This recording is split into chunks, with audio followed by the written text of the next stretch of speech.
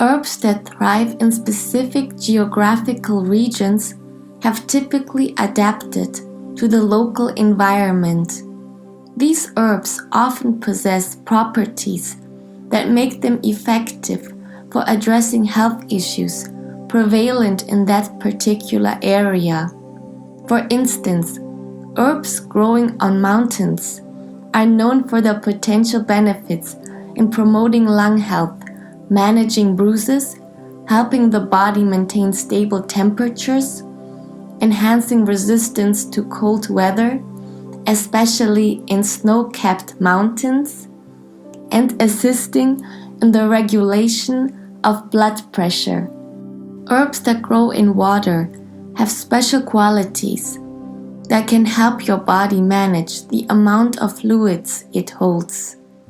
These herbs are good at conducting electrical signals, which can be helpful for preventing circulation problems. They also support the nerves inside your body and the blood flow in your organs. Plus, they can be useful for treating swelling because they have properties that make you urinate more. And the great thing is that 90%, most of these water-grown herbs, can be eaten. Herbs that grow in the desert or similar dry areas are helpful for keeping your body's electrolytes in balance, managing water levels, keeping your skin moisturized, regulating body temperature, and even healing burns.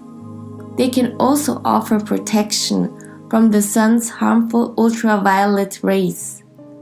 On the other hand, herbs that grow near water are typically beneficial for your hair and skin, can assist in treating lung diseases, help break down waste in the body, and support the retention of essential oils in your body.